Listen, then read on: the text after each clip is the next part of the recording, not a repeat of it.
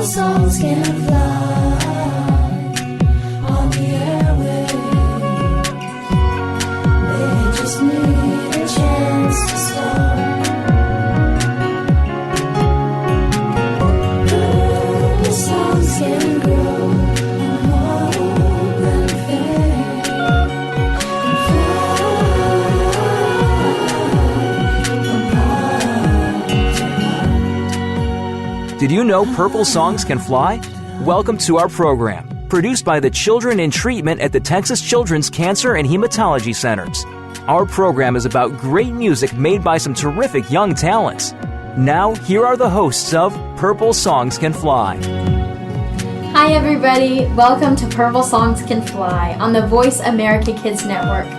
We are here at Texas Children's Hospital, and today we will be interviewing Dominic's mother, who is right here with us. So welcome to the show. Thank you. Happy to be here. Yeah, right. So we're just going to get the ball rolling. First of all, where were you born? Where did you grow up? That was a long time ago. I'm not sure it's relevant. I was born in Mississippi, but I didn't live there long. Okay. I'm from Alabama, and I've lived in Texas, the Houston area, for 20 years. All right. Well, I'm a fourth-generation Texan, so. Bravo. Dominic was born we need to here, get you so- back. We need to get you back to Alabama. We need to get back to Alabama. Sweet home, right? So, how did you find out about Dominic's diagnosis? How did you find out something was wrong? He had been tired for months, but I thought he was just growing and had different issues as Sure. a young boy, just things were changing. But the Sunday before Christmas, when he was 12 years old, he was with the rest of the siblings playing and jumping and climbing trees and jumping out of trees and had a really, really busy, active day. So Monday morning when he woke up and told me that his legs hurt, I thought he just had overdone it and told him to take it easy. He said it felt like growing pains, and I said, well, just rest and grow some more. Sure. Tuesday, the next day, he woke up and he could barely walk. His pain was unbearable. He was my. not even limping. He was dragging his feet, and he said his stomach hurt. So I took him to a doctor, which for our family is rare. I don't jump to go to the doctors or have things tested, but when he could barely walk, we needed to go. The doctor ran some blood tests. I think she suspected what was going on just from the way he looked and the way he was walking. Wednesday morning, the doctor called me and said, we have blood work back. I want you to put him in the car and take him to the emergency room of Texas Children's right now. Oh my goodness. And I said, well, do I need to make an appointment? Is there somebody I should call? Are you going to call ahead? She said, no, you're going to the ER now. And that is something that no parent wants to hear.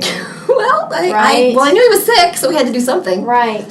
So I stopped by her doctor's office and picked up the blood work. But when I saw the numbers, I could pretty much guess what was wrong. So we went straight to the emergency room and spent all day Wednesday in the ER. And people were walking around like zombies looking at me, afraid to say anything because it takes an oncologist to give that diagnosis. Yes. But I kind of knew. And then oncologist finally did come in. And he sat in front of me, and he was very calm, and the room was quiet. And he said, your son has leukemia. And I said, okay. Right. And he just stared at me, waiting for some kind of reaction, some kind of breakdown. And I just said, well, what do we do now? Yes. And so we went from there. What we did, what we were supposed to Not do. the typical response. You took it well. We took it And that's well. the We took it well. best way Yeah, we both to looked at him, just respond. waiting for him to come back with the next step. And that's the Because- best way to respond. I mean, most people would be like, just totally there's- break down and. That doesn't get you anywhere. Exactly. He needed help. He was obviously sick. He was limp in the bed. He could barely hold his head up. So I just was anxious for what to took do care of it. next. Right. Yeah. Right. Do what has to be done. Well, how did you tell Dominic's siblings? I mean, how did That was pretty around Christmas. It was That Christmas. It was the Christmas. Wednesday before Christmas. So I stayed in the hospital, and his father went and told them that we would be in the hospital for Christmas. We were going to stay for a few days until we had a plan. And That first Christmas was in the hospital. It was in the I hospital. didn't go home until a few days later. When was the first time home? well, that was Thursday morning when we got into a room. And that is when they first had to give him a blood transfusion because he was so weak he couldn't move his own legs. He was. Can't imagine. His blood was pink. When they drew the blood in the ER, his blood was pink. He had more white blood cells than red. It was just way out of proportion. Oh my. So Thursday morning they gave him blood, and then they had to do a bone marrow aspiration to find out what kind of leukemia it was. So we were still waiting for an official diagnosis to know what the plan would be. So that was Thursday, and that's when we found out what type of leukemia it was. Friday, they started chemotherapy. Saturday was Christmas Eve. He was able to get out of the bed by himself for the first time. Sunday morning was Christmas morning, and we brought his siblings to the hospital to have Christmas in the hospital. And then he went home Tuesday, and then just started the routine back and forth, home to hospital, home to hospital. They took it the way we did. Oh, okay, he was sick, now we know why. Okay. It just happened. Right. It happens. Right. You remember the dates better than I do. I mean, I hear the stories. This isn't the first time I've told the story Well, yet. So I know the progression of how things happen. I just don't remember the days of the week. yeah, well, You would remember those things. I would remember those things. Mothers do that. So, how has this experience, I know it has in our family, how has this experience changed your daily life? It first changed the routine that we had, which was we've always homeschooled, but he was going to a program every week with other students, and he had to be pulled out of that. Unfortunately, I had to keep teaching, so that was the only minutes in the day that I actually left him during that first few months. But after that, it gave him something to do, because I've always been a mom who got up in the morning and planned the day as I did it. Sure. And he was a little boy who really desperately craved routine, and I never gave him enough.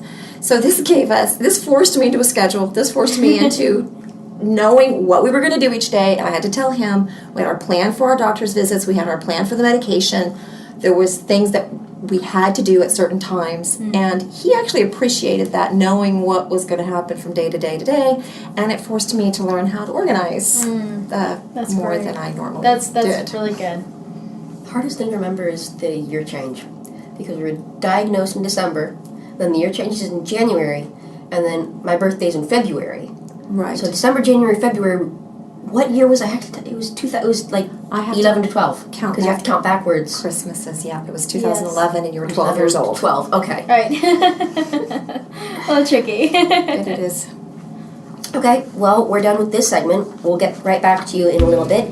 We're going to end this with the song I Called Her Mama by Jared when he was 12 years old. We'll be right back. Don't go away. I call her mama. She's always there for me. She understands my personality. I always know how much she cares for me.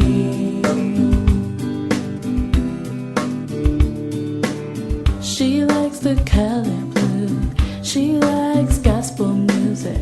She's good with kids and babies, and she likes to play games. She likes the color blue. She likes gospel music. She's good with kids and babies, and she likes to play games. I call her mama. She's always there for me. She understands my personality. I always know how much she cares for me.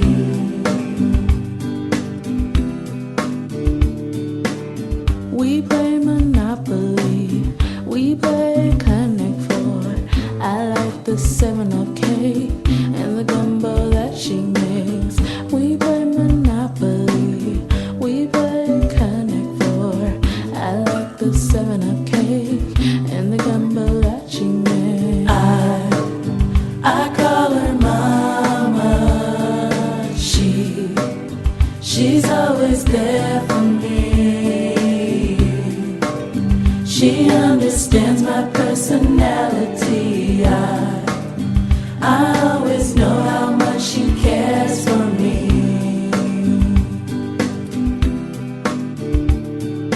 This is a song for someone I love, a beautiful angel sung from above.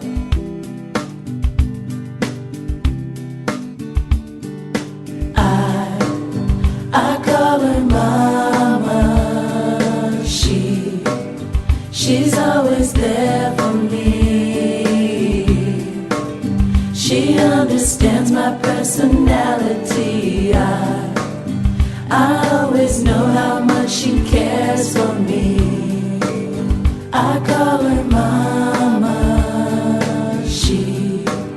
She's always there for me. She understands my personality. I always know how much she cares for me. I always know how much she cares for me. I always know how much she cares for me. Hello, everyone. Welcome back to the Purple Songs Can Fly program on the Voice America Kids Network. I'm Dominic Dybala. And I'm Emily Freeman. And we're back to our interview with my mother. We were just talking about... Okay, we were just talking... You can keep that.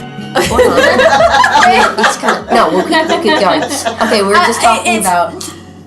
Okay, we're talking about my initial diagnosis and Texas Children's Hospital. Yes. So, what was your first impression of Texas Children's? Well, my first impression was with another child. I had had another emergency surgery with his younger sister. It was actually an emergency tonsillectomy because she had a blood clot. Oh, so I was familiar with Texas Children's. I knew that's where I wanted to be in an emergency. So when the doctor told me, get in the car, in fact, it was the same doctor that told me to go straight to Texas Children's before. Oh my. And so I knew, okay, this is where we need to be. In fact, not being from Texas, I have often questioned the whys as to why I'm living in Houston, Texas, being from a small town. And on the way to the hospital, I just thanked God, okay, this is why we're here, because we need Texas Children's. Yes. And so I knew that I was going to be in the right place. Right. And he was going to be well treated. So after this, we'll go back to Alabama. Yeah. No more excuses, right? That's the 16th birthday. That's what... you won't be finished with treatment on your 16th that's birthday. true. We'll have to Okay. wait a little while. So, can you share some experiences that you had in the hospital that really stand out? Okay. Good, bad, whatever. Ugly, tiring, whatever. No. No. The actual hospital visits were, he had a lot of inpatient chemo at the beginning. They were planned, scheduled inpatient events. Yes. And because they were scheduled and because we knew that other children went through them every day and the nurses did this every day, we just sucked it up as part of the routine and what we had to do. Sure. And we don't get out much, so it's kind of like hotel visits. Sometimes, Okay. pack the bag, we got watch room service, MASH somebody else is and changing the Eddie sheets. You know what? Yeah. That was actually the same for me. Yeah. That's how I felt about it. I didn't feel like, oh, I'm going to the hospital, because I just remember when I checked into the hotel, not the hotel room. See, That's there you how go. it felt like. Whenever I checked into the hospital room, I'm like, this is great. It's like a little hotel. You have a sink and what I mean? Yes. And on the 9th floor where the oncology patients are, we have a family room. So I could take a walk, I could get coffee, I could meet with other parents, we could commiserate, we could rejoice together, we could get to know each other. So it was always a good experience to actually be in the hospital. Yes. That reminds me that a lot of my friends, you met the parents first. In fact, you'll often introduce me to the person as, oh, you know her. She's the daughter of, and of The course, person you met that I've been the talking parent. about for the last 3 weeks. We're both in our separate rooms. Forgetting, We're not yeah. moving for a whole week, and you two meet each other. Right. Right. The parents are getting to know each other while the children are on lockdown. But it's all good. Yes. Well, what were some of the hardest parts? Hardest parts? Or, That's experiences? okay. There were some difficult times. Those first few weeks when he was suddenly flooded with chemo Yes. and sick and having nightmares and cold sweats and panic attacks and just things. Oh, And they were goodness. physiological. He emotionally was holding up well to the whole discussion of the cancer, but the chemo affects the brain, and there was a does. lot of times in those first few weeks where he would just. I didn't leave his side. I mean, we were side by side nearly every minute of the day, every day of the week Right. for months. So it was I could see it was difficult for him, but because we had each other, it was just seemed to be the path that we were on together, and it was all good.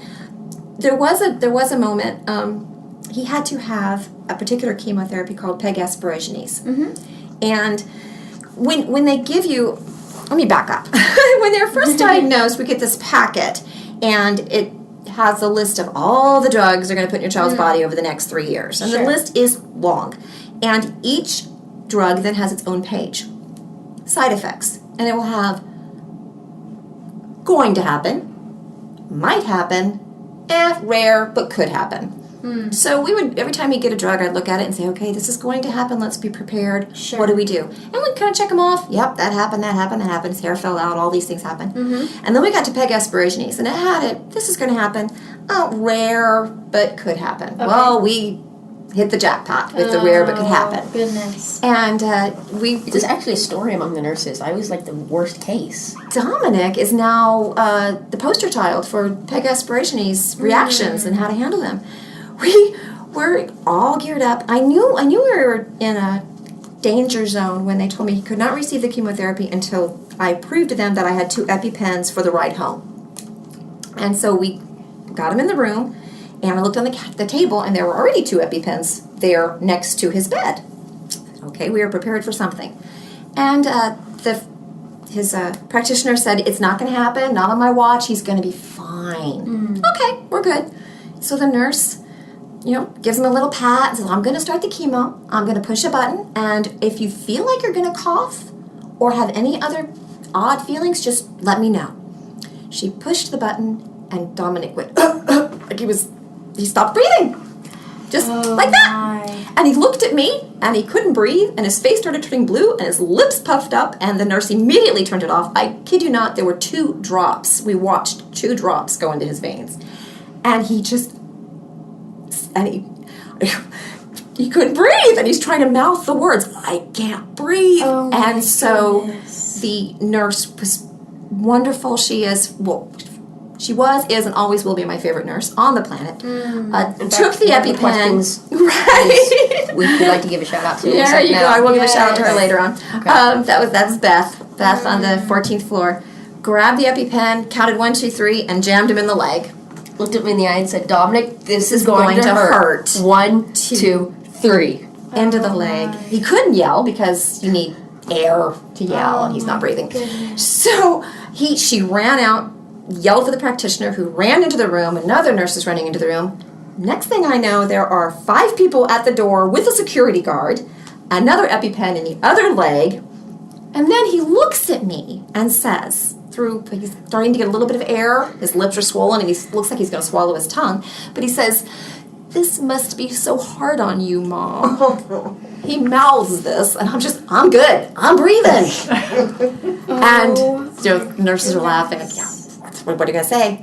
So, trying to make a long story short, he starts to swallow his tongue, so the practitioner is holding his neck to keep him breathing as we're spinning the bed to get it out of the room, and he's able to say, it feels like the room is spinning. And I grab his foot and I said, honey, just enjoy it. Some people pay extra for that. Enjoy the ride. The nurse practitioner is laughing her head off, and we are rushing down the hall to the ER to the trauma room. Oh, fine. my That story, goodness. top shelf. Oh, Okay. my goodness. We'll be right back. You want to wrap this up? Sure. We're going to wrap this segment up with a song by Leslie, who was 16 years old when she wrote it. And it is called Being Invincible. Enjoy. Waking up to the sun shining, I know it's gonna be a good day. I walk outside, feel the cool breeze blowing, and forget about yesterday. I'm feeling good, better than usual. I have the support of the people around me. I know they care, I know they love me. I'm floating on air, being invincible.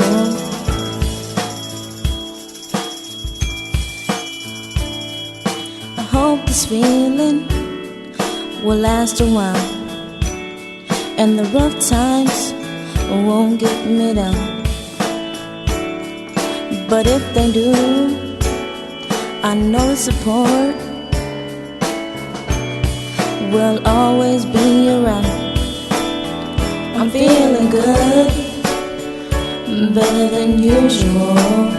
I have the support Other people around me, I know they care. I know they love me. I'm floating on air, being invincible. I'm feeling good, better than usual. I have the support of the people around me.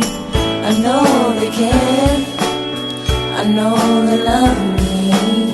I'm floating on air, being invincible. I'm floating on air, being invincible. I'm floating on air, being invincible.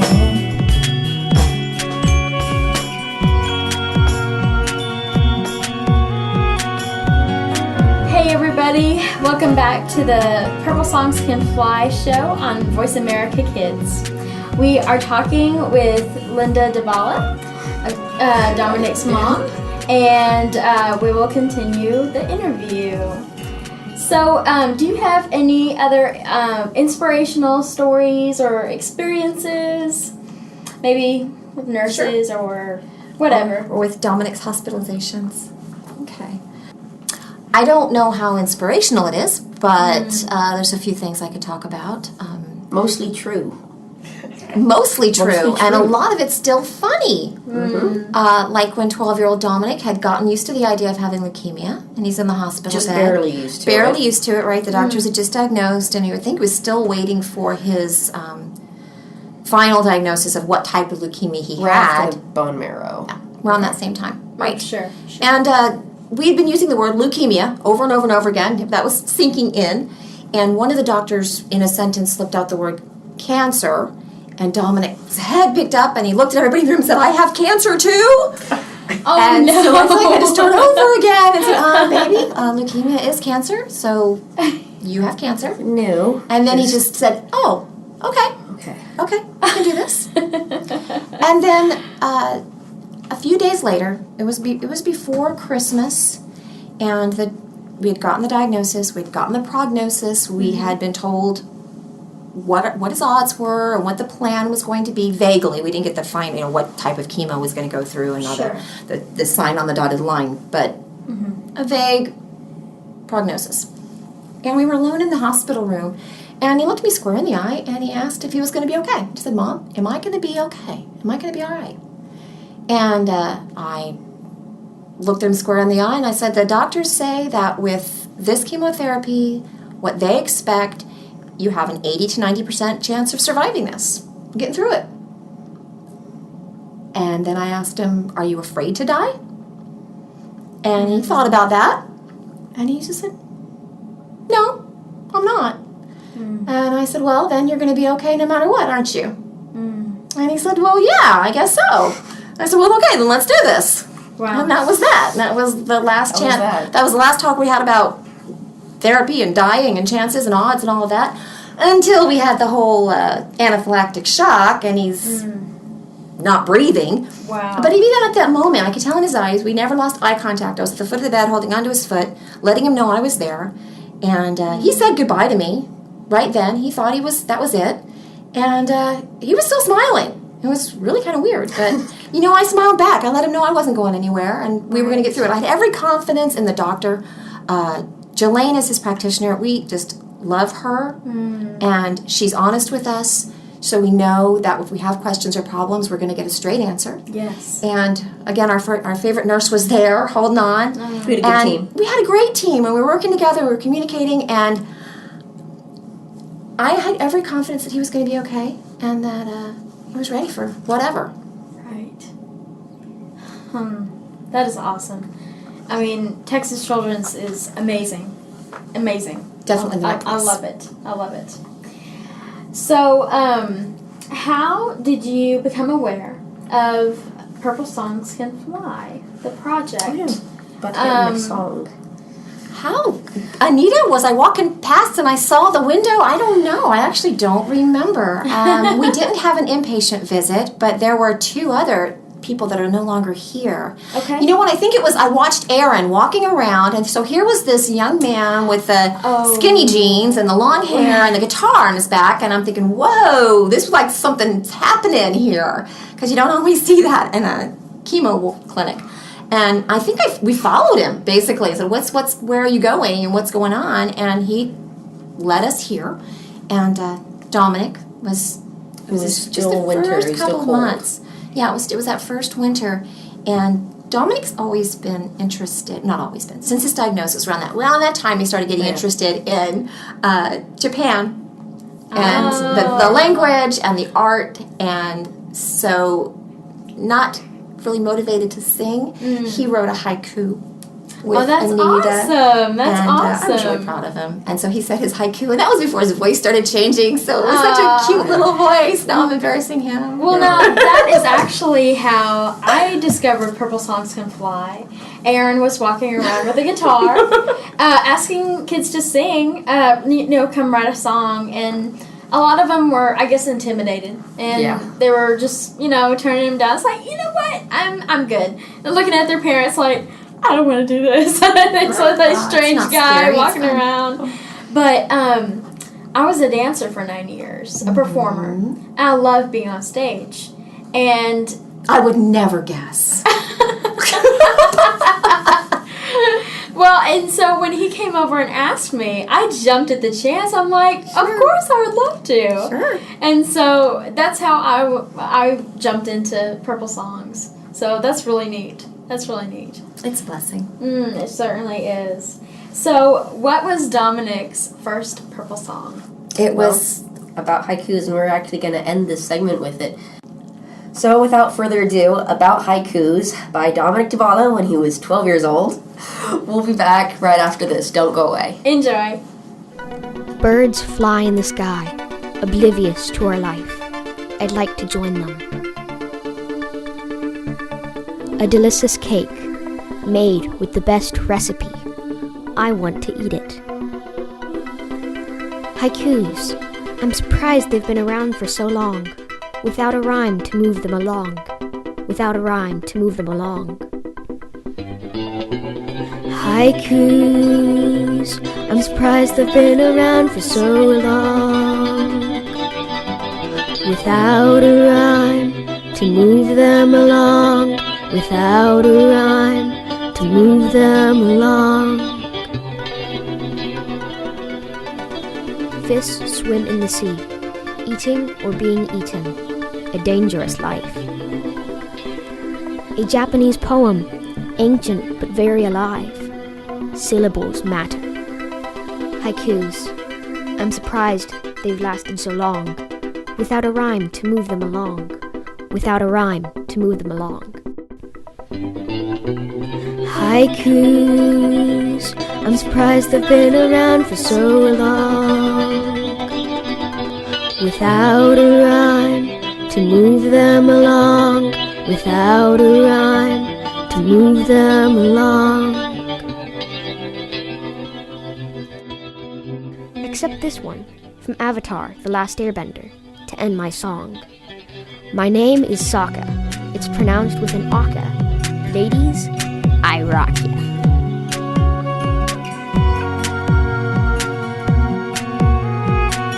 Welcome back to Purple Songs Can Fly on the Voice America Kids channel. My name is Emily Freeman. I'm Dominic Dybala. And we are interviewing Linda Dybala, who is Dominic's mother. So we will continue the interview. We actually picked her name out of a hat, and it just turned out that she was my mom. Yeah, just like Well, what do you know? That's how we come up with the people we interview. Yes. We look in the phone book and call them up. and I just got lucky. Yeah, Right. it just happened to be Dominic's mother.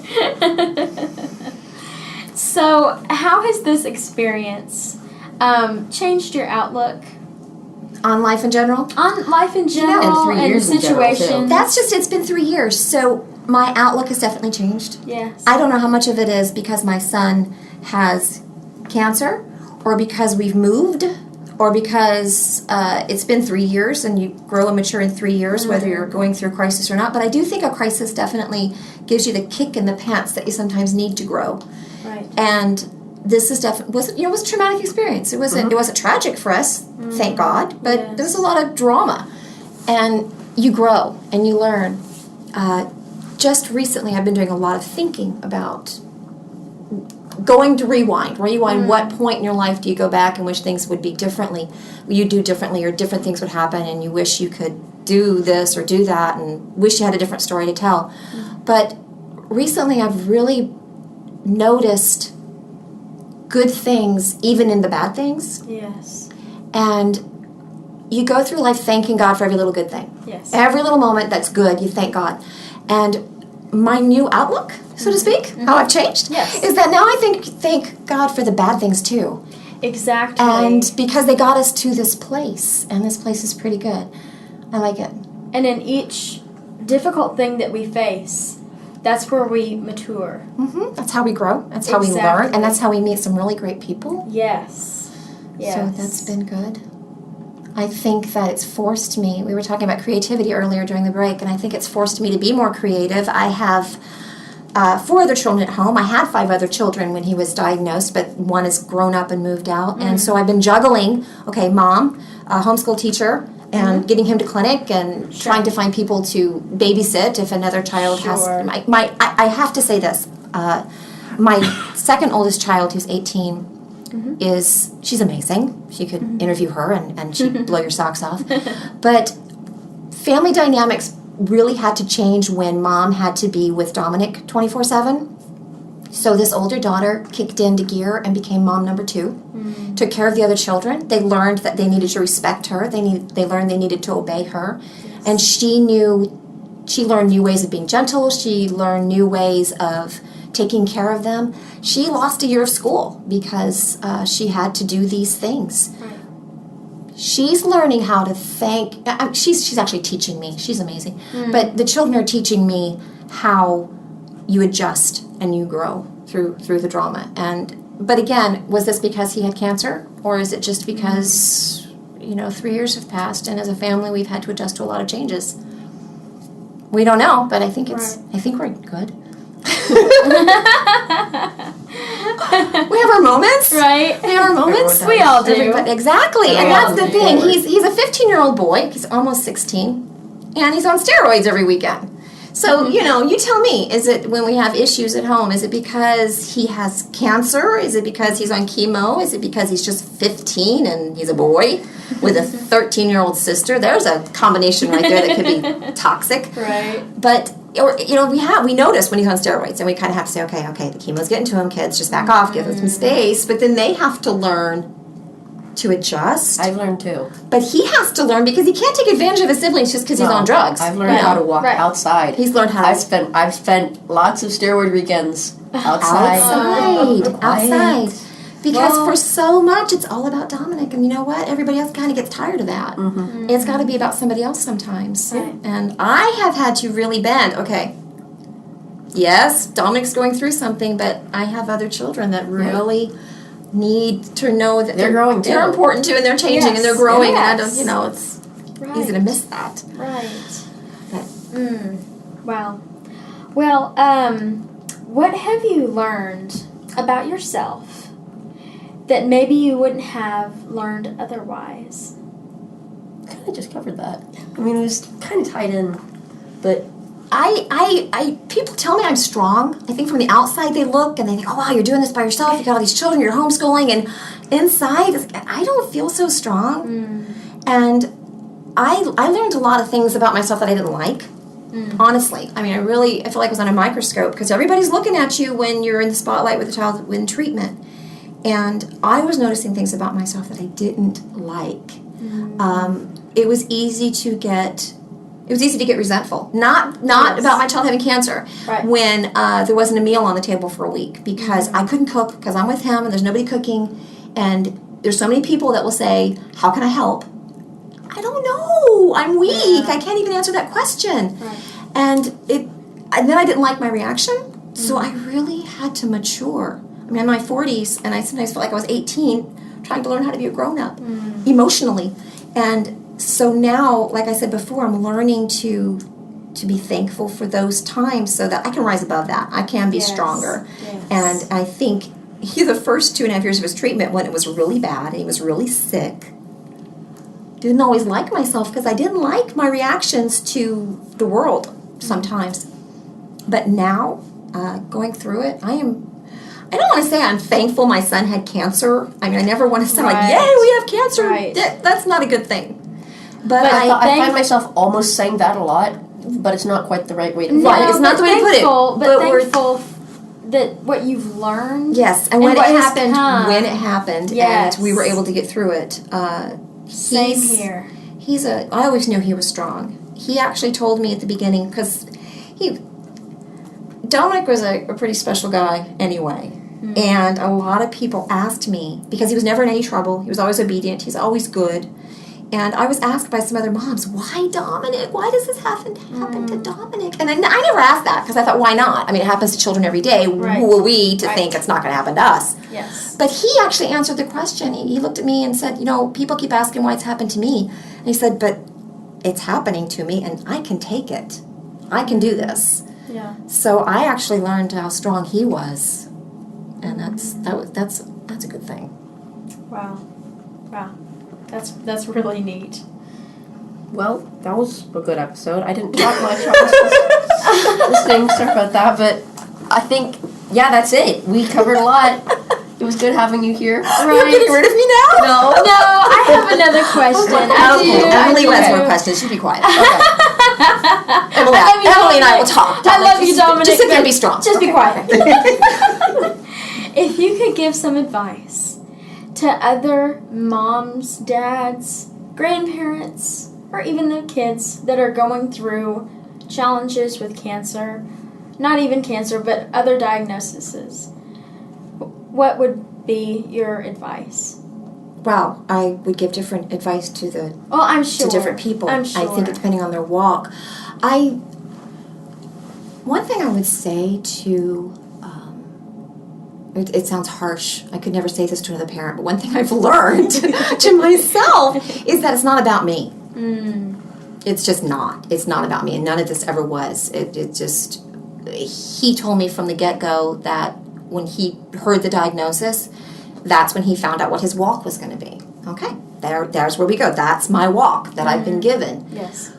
My walk is different. I was not diagnosed with cancer. I have something else, but whatever it is, it's going to be next to his, and it's you've got to find your own steps through this. Whether you're a grandparent or a parent or a sibling, your walk is not the cancer walk. That's the patient. Yes. So you have to find out where you're going. How are you going to grow? Make it about, I hate to say you have to be strong because, you're a parent, you might not be strong. But reach out for this, find the strong people and cling to them. Find the people who are willing to help and take their help. Let them help. And again, like I said, it's not about me, and I've had to find how am I growing through this while I'm his mother, because he's the one with cancer, and I have to make sure he gets to adulthood in the best way I can, and I'm not in control. That was huge for me because we've always had a very natural, holistic lifestyle with food and health. We ate right, we got organic foods, we didn't have the sugar, we didn't eat stuff out of a box, I made homemade food, and my son got cancer. Right. I'm not in control. Yes. There's just only so much I can do. Exactly. And like I said before, we go to the doctor when someone's bleeding or someone's unconscious or can't walk. So for me to have to take my child to the hospital and the team of doctors say, this is what we're going to do. Not what would you like us to do, but this is what we're going to do. And here, sign this. I had to give up complete control. I had to give it up. Right. And that was very difficult for me to say, okay, my child is in your hands. Just tell me what to do, and I will do it. And we are doing it. But and ultimately, God's in control. Amen. I was about to say, in whose hands? Yeah, and you can Are we all do in? what you can do. And I still say, what can I do? You know, I make sure he's still eating right. They tell me, let him eat what he wants. No, I'm going to make sure that I take control. I'm still mama. Right. And until he's out of my house, I'm going to be that mama. So. Yes. Yeah. Well, this was a beautiful interview. I want to thank you so much for being here with us. Well, thank you for having me. Yes. Thank you, Mom. And we're going to finish up this show by a song by Jaria, 9 years old, and it's called My Mom is the Best Mom in the Whole Wide World. Thank you all for listening. Thank you for listening. Till the next time. Bye. We do lots of fun stuff together. We love to take naps in rainy weather. We go to the movies and we laugh a lot. At Incredible Pizza, we hit the jackpot. My mom's the best mom in the whole wide world. I want to tell her how much I love her. My mom's the best mom in the whole wide world. She's my best friend, and I'm her littlest girl. She make pictures all out of green, pretty flowers in landscape scenes. Forest green is her favorite color. She is a very great mother. My mom's the best mom in the whole wide world. I want to tell her how much I love her. My mom's the best mom in the whole wide world. She's my best friend, and I'm her littlest girl. I love the way she sings in the choir and in her room. I love her cooking macaroni and cheese and her baked chicken too. My mom's the best mom in the whole wide world. I want to tell her how much I love her. My mom's the best mom in the whole wide world. She's my best friend, and I'm her littlest girl. Her littlest girl. Her littlest girl. Thanks for listening to Purple Songs Can Fly. We'll see you again next Monday at 6 p.m. Eastern Time, 3 p.m. Pacific Time on the Voice America Kids channel. And remember, for more information about the Purple Songs Can Fly project, visit www.purplesongscanfly.org. We'll be back with more music next week. Purple songs can fly.